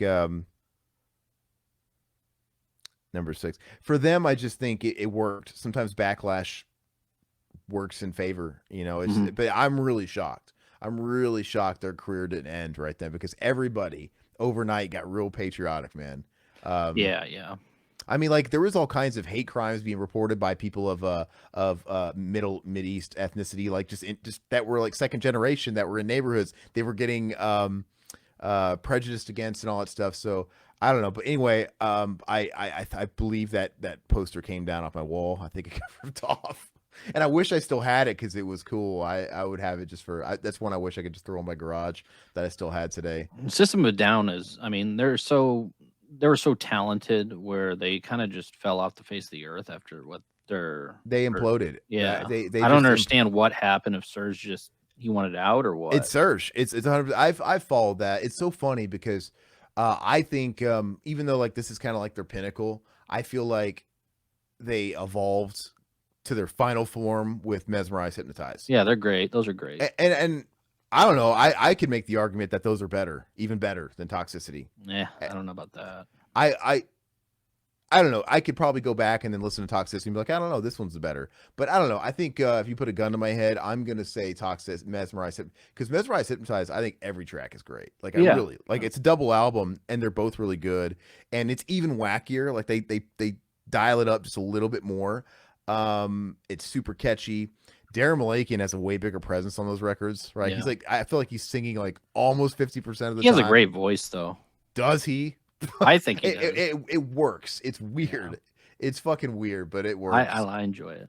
But the fact that they were so mainstream is odd because they were like, I don't know, they're like doing Mr. Bungle weird shit, dude. Like really weird stuff. I even like Steal This Album. I thought that was solid too. See that one, I never got into it because it's just the B sides from Toxicity. Yeah, It's yeah. the tracks that It's didn't still make good it. though. And I don't know. I don't think they're. I'm not saying they're bad. I just never. I've spun it a few times and I can't really get into it. But I don't really hold it against them because I'm like, yeah, this is the B sides, all right. This is clearly not the good songs that went to Toxicity. Yeah. But yeah, I don't know. They were great. I kind of hadn't got my fill of them because it's like I remember, and that's their fault because they've disappeared for so long. Yeah. That's their fault. You forget about people because when Mesmerize, Hypnotize came out, I was all in, dude. I was so into those records again, and then they didn't have another record, and it's been 18 years. 18 Yeah, years. I think so, yeah.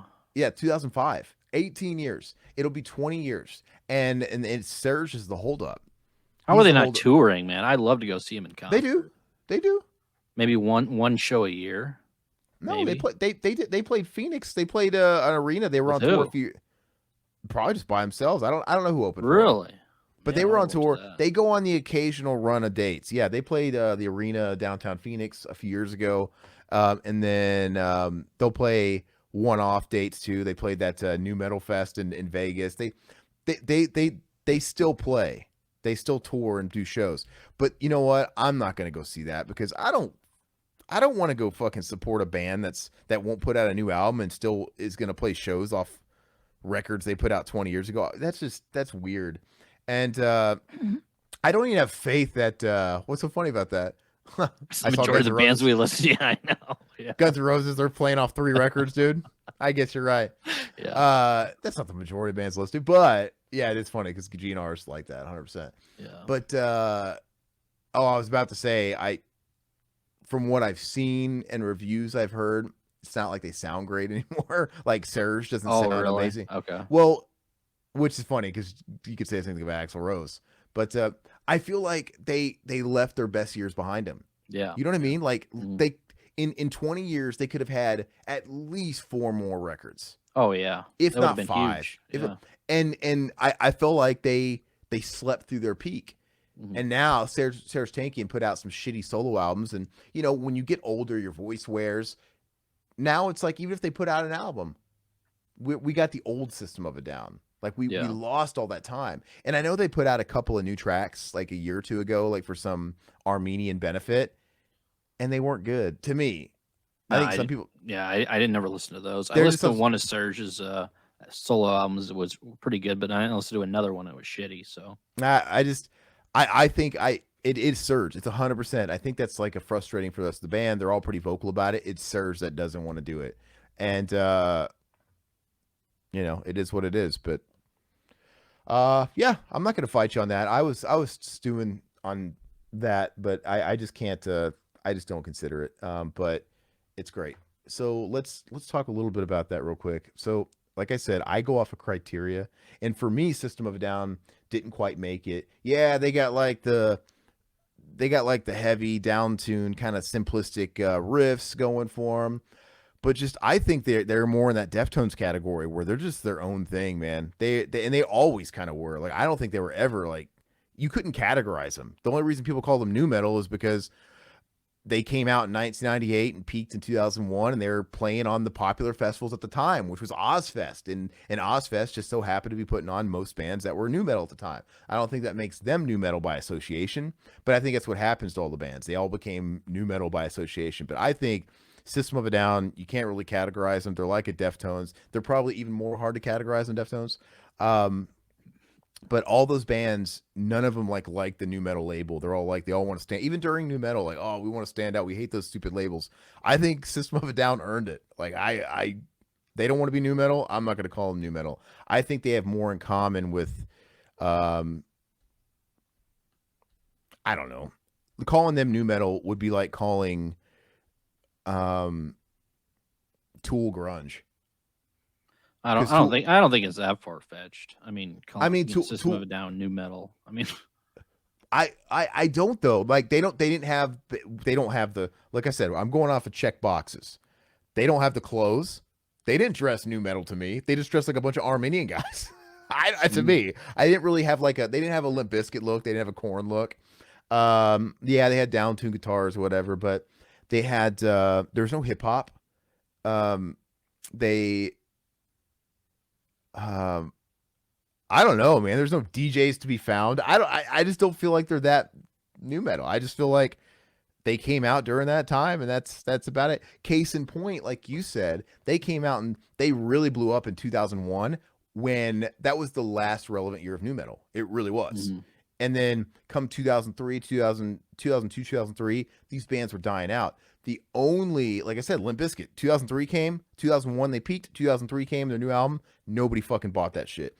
But there's two bands that only got bigger. Linkin Park, who also came out at the tail end, 2000, yeah. right? Hybrid Theory, they were just getting started. And then System of a Down. And so Linkin Park in '03, Meteora, I think Linkin Park is very similar. I almost, even though they've got some of those elements, I think Linkin Park was kind of their own thing. They were off on their own plateau. And with every era of music, there's usually a band or two that outlives the genre, the genre they kind of were born in, right? Metallica the same way. Metallica was born from the 80s thrash metal scene, but they got big and went beyond that. Now it's like Metallica's not thrash. I don't know what Metallica is. Metallica's just Metallica. They have their own sound and they're just on their own plane. Linkin Park survived new metal. They transcended new metal just like that. Just like I would say Pearl Jam. Pearl Jam kind of transcended grunge rock. And mm. you can't call them grunge anymore. They kind of transcend it and they became Pearl Jam. And System of a Down, 2005. New metal was pretty dead in 2005 because in 2005 we had ushered in the new wave of American heavy metal. As far as heavy music, it wasn't super commercial. Now it was all about Lamb of God and Shadows Fall, and guitar solos were coming back and Trivium and stuff like that. And that pretty much took over because in 2003 that started, and that's when new metal died, and that was raging in 2004. And then System of a Down comes back in 2005 with like this double album over the course of the year, and they were bigger than ever during that. So to me, that's them transcending it, kind of like how Slipknot did too, because Slipknot rode that wave and got bigger. Like they didn't, just because new metal died, they didn't die with it. They kind of got bigger, and they almost got adopted into the new wave of American heavy metal too. And they were taking all those bands out on tour. And I wouldn't So consider Volume 3 new metal. I mean, I would consider Iowa, of course, but not Volume 3. That's just me, though. yeah, but yeah, it's just weird. I mean, some of those bands, I think it's a compliment to say when I say this band isn't new metal to me, because I think they would love to hear that. Who cares? I think. Oh Just call them God. all new metal. Just piss them off. I think the people that failed at having their own unique identity, those are the ones that are new metal. And to me, it's like a stain. Like, yeah, Crazy Town, you're new metal. You fucking suck. Crazy Town. Papa Roach, man, come on. Well, Papa Roach, they transcended. They just changed genres.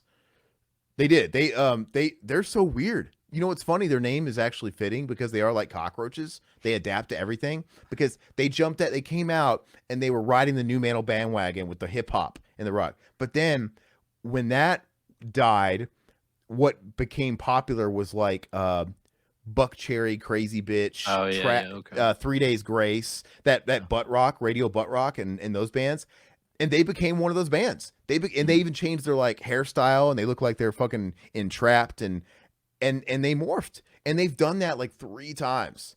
And then like there was a point where they almost kind of went scene when glam was kind of coming back in like 2010. Then they morphed into that, and they've somehow survived. Good for them. But anyway, that's our talk on new metal. It's fun. Like I said, the good stuff is really good. And I don't, I think Korn is Korn. I think Linkin Park is Linkin Park. I think System of a Down is System of a Down. And that to me, that's a compliment. But that was fun. We're going to end the show now on our final segment, which is Choose Your Destiny.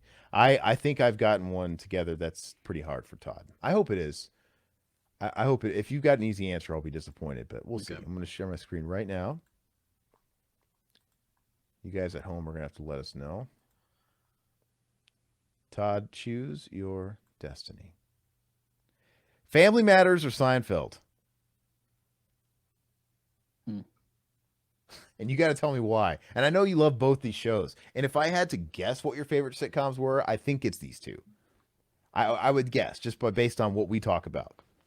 Now this one is a little. I don't know if it's easy for me. For rewatchability, for comedic aspect, Seinfeld is king.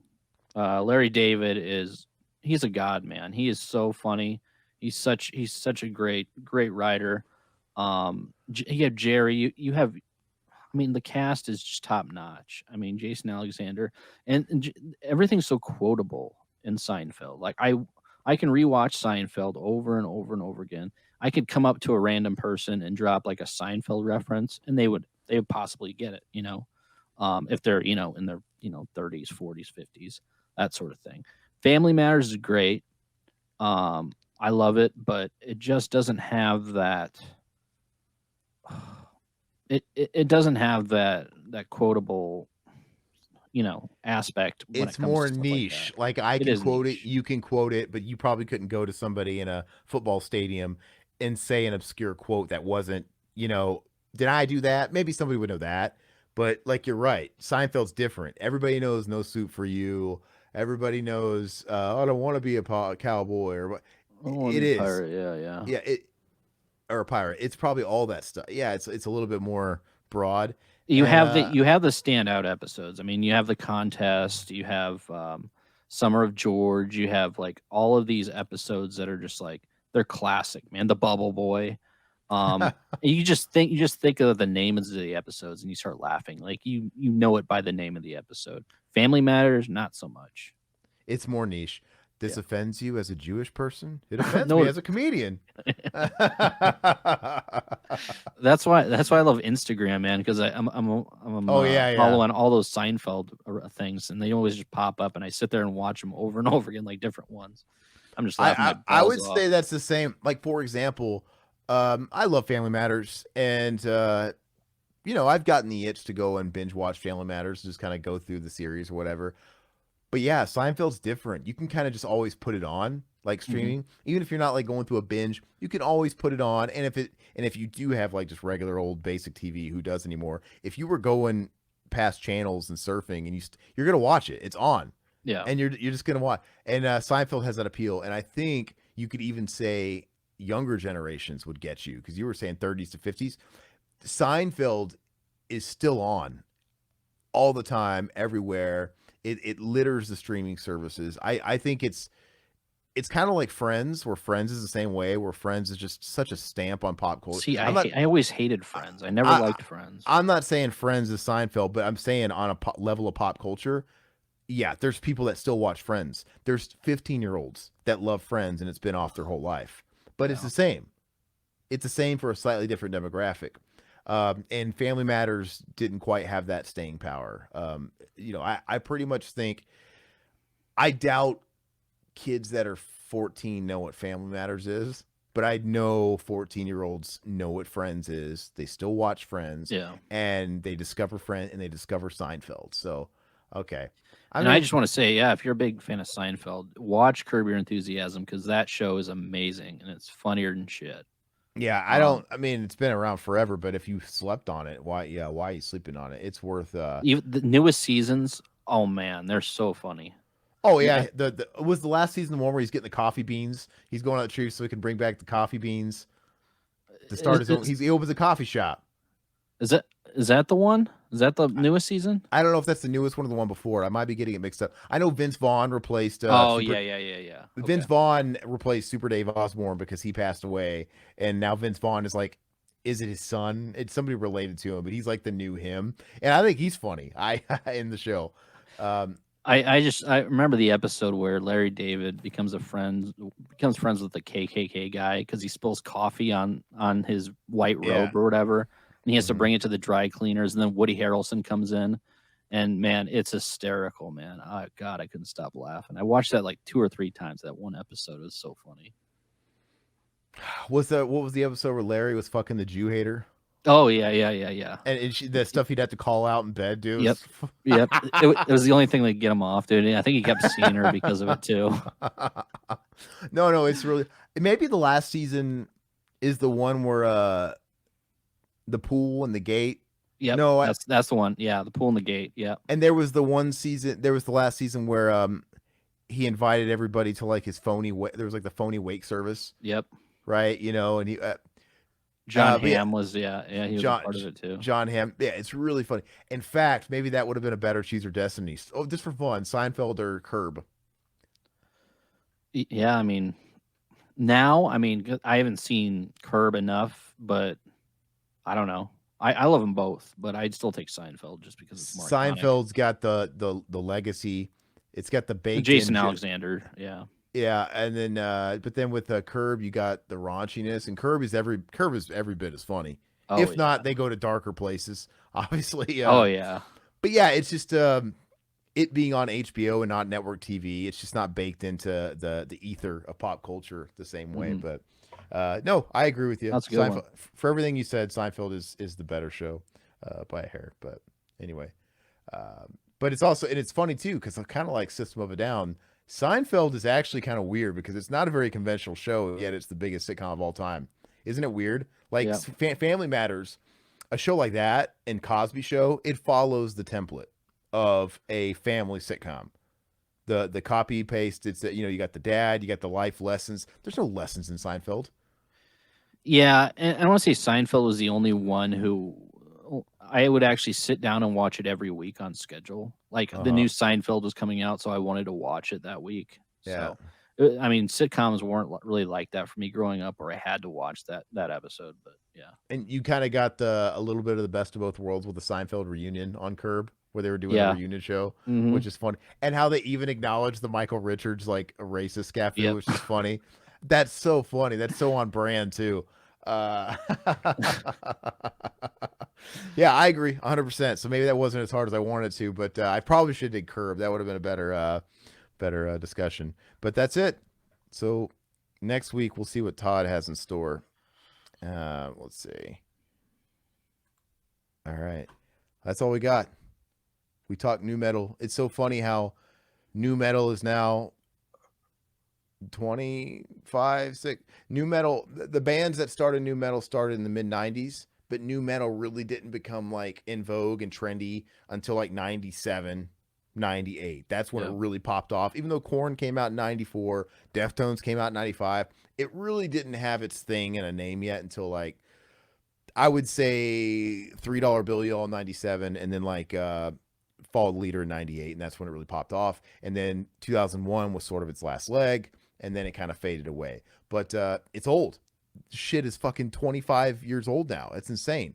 And actually, I remember when nu metal was popular in the late 90s, we all looked at hair metal as boomer metal. And hair metal still existed in that same decade we were in, because hair metal didn't die until Nirvana came in, and that was in late 91. So in 1990 and early 91, bands like Skid Row and Bon Jovi were still topping the fucking charts, man. And Firehouse. So they still were. You had, so we're sitting there thinking like, God, heaven isn't too far away. We're like looking at that music in 1998 as like, oh God, that's your dad. It's so old. But I'm like, literally, it was King 7 and 8 years before. Isn't that crazy? That is crazy. We're watching all those behind the music specials about all like Rat and stuff, like as if it was so long ago. But I'm saying it's been so much longer now since nu metal was started than that period. It was just a stone's throw. Can you imagine how our parents felt? Like, that was, I could sneeze and it was like 7 years ago. Nirvana ruined everything, in my opinion. The fucking Kurt Cobain pussy had to come around and ruin it. Was that what Mickey Rourke says on It's true. That's what he said. He's like, yeah, why is he's like talking about like we missed the old music, Motley fucking Crue, and that Kurt Cobain pussy had to come along and ruin it. But it's just funny how time is relative. And yeah, I don't know. But now I think nu metal is super fucking dated, but it's kind of coming back. Coming back, yeah. Just like hair metal came back for a time. It's like so it is what it is. There's a lot of modern bands that are coming out that definitely have nu metal influence. Like these bands that came out after nu metal was long dead. Like you had bands like the next era, like Suicide Silence and stuff. These people that came in like the 2009, 10, they were like mallcore, the crabcore shit. They've put out new albums in the last couple cycles and couple years that have like nu metal riffs and shit. Like, what is this? And Code Orange is like a hardcore band, but their last album was totally nu metal. It was hardcore, but it was like corn riffs. Like, what the fuck? So it's kind of like in vogue again. Like those people are growing up, and now like you're gonna have the people that were raised on that stuff. Like I was raised on Judas Priest, Metallica, and they're gonna start bands, and they weren't around when nu metal became like a dirty word. They grew up with it, and they thrived and grew up with it when it was dead, and they're starting bands and they're injecting all that stuff into music. So it is what it is. But that's it. We'll see you guys next week. It's been fun. Adios. Later.